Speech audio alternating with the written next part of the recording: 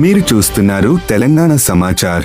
ఇదే జగిత్యాలకు సంబంధించినటువంటి అలిశెట్టి ప్రభాకర్ అని ఒక కవి ఉండేవాడు. ఆయన ఒక మాట చెప్పిండు, చీకట్లో జడుసుకుంటే ఒక చెట్టే నీ చుట్టూరా అరణ్యమై భయపెడుతుంది, గుండె అంటూ కలిగి ఉంటే గుండె ధైర్యం ఉంటే నీ వెంట అదే పెద్ద సైన్యమై నిలుస్తుంది అని చెప్పిండు ఆయన.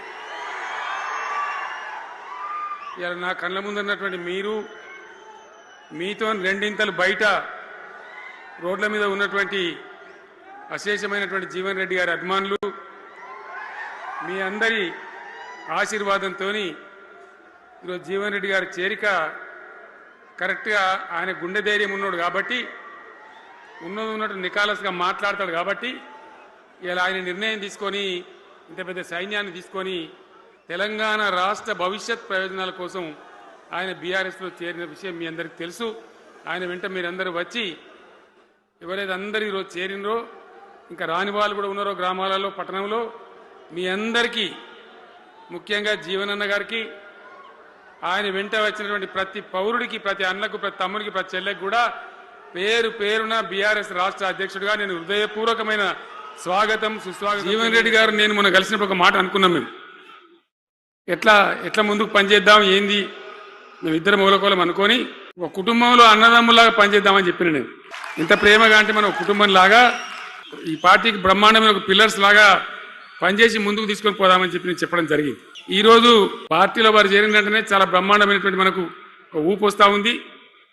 నేను జీవన్ రెడ్డి గారిని కోరుతా ఉన్నా, జగిత్యాల మందం కాదు, జగిత్యాల జిల్లా కాదు, పాత కరీంనగర్ జిల్లా కాదు, మీరు ఆదిలాబాద్ చూడాలి, నిజామాబాద్ చూడాలి, పరిసర జిల్లాలు చూడాలి. పార్టీ ప్రధాన కార్యదర్శిగా ఈ నిమిషం నుంచి నేను అపాయింట్ చేసుకుంటా ఉన్నాను. బ్రహ్మాండంగా ఈ ప్రాంతం అంతా కూడా మీ సేవలు అవసరం ఉన్నాయి పార్టీకి.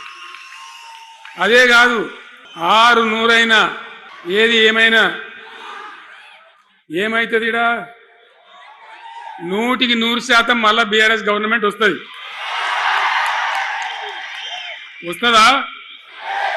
వస్తుందంటూ చేయలేవట్టు ఒకసారి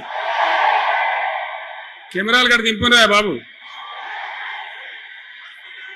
వస్తుంది కదా. ఇవాళ జీవన్ రెడ్డి గారు పార్టీలో పనిచేసి పార్టీ కోసం సేవ చేయడమే కాదు, రేపు భవిష్యత్తులో బీఆర్ఎస్ గవర్నమెంట్ ఏర్పడిన తర్వాత కూడా బ్రహ్మాండమైన పదవిలో ఆయన అద్భుతమైన సేవలు మీ జిల్లా మొత్తానికి అందించబోతాడు. తెలంగాణ రాష్ట్రానికే ఆయన సేవలు అందించబోతాడు. ఇది నా మాట, కేసీఆర్ మాట అని నేను జగిత్యాల గడ్డ మీద చెప్తా ఉన్నా. నేను ఎక్కడైనా మాట ఇచ్చినా అంటే తప్పలే.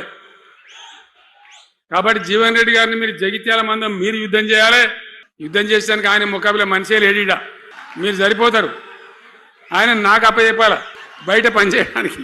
కరెక్టే కదా? అట్లే చేద్దామా? అట్లే ముందుకోదామా? జగిత్యాల యుద్ధం మీ వంతు, తెలంగాణ యుద్ధం మా వంతు. ఓకే కదా?